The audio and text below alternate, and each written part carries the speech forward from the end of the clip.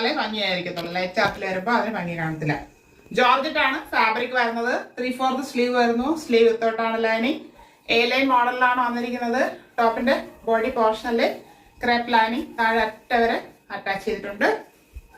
ടോപ്പിന് 46 inch length വരുന്നുണ്ട്. ഇങ്ങനെയാണ് ഇതിന്റെ ഫുൾ വ്യൂ വരുന്നത്. ബാക്ക് പോർഷൻ ഇതുപോലെ പ്ലെയിൻ ആയിട്ട് വരുന്നു. ഈ വർക്കാണ് ഈ ടോപ്പിന്റെ ഹൈലൈറ്റ് എന്ന് പറയുന്നത്. ഇത് മീഡിയം ടു XXL സൈസിലാണ് അവൈലബിൾ ആക്കിയിരിക്കുന്നത്.